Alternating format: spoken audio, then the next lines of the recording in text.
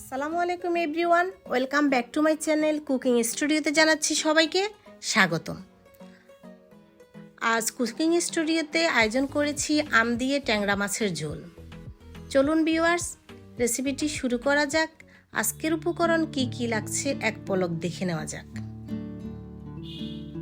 চুলে একটা প্যান বসে পরিমাণ মতো রান্নার তেল দিয়ে রান্নাটা শুরু করছি। দিয়েছি কুচানো পেঁয়াজ ও কাঁচামরিচ, এগুলোকে হালকাভাবে একটু ভেজে নিতে হবে। এখন দিয়ে দিচ্ছি পরিমাণ মতো লবণ।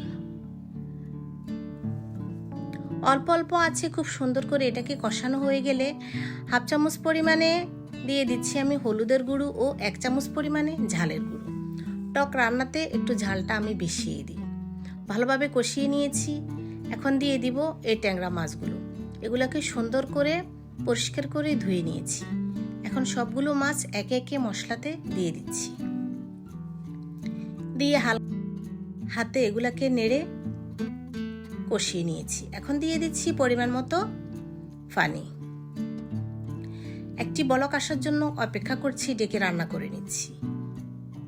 ভালোভাবে বলক এসে গেছে। এখন দিয়ে দিচ্ছি সেই কাঁচা আমগুলো।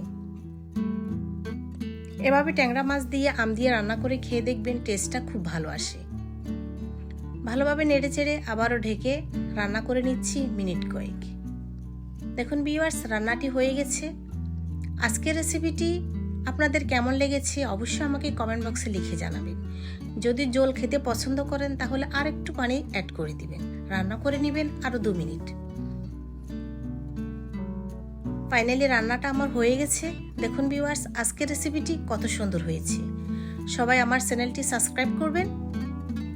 দিয়ে দিচ্ছি নামানোর আগে একটু জিরা পাউডার। এখন রান্নাটা আমার শেষ, আমি পরিবেশন করে নিব। আশা করি সবারই আজকের এই রেসিপিটি খুব ভালো লেগেছে। যদি ভালো লেগে থাকে তাহলে আমার চ্যানেলটি সাবস্ক্রাইব করবেন, লাইক কমেন্ট শেয়ার করে দিবেন। সবাই ভালো থাকবেন, সুস্থ থাকবেন, আমার জন্য দোয়া করবেন। আল্লাহ হাফেজ।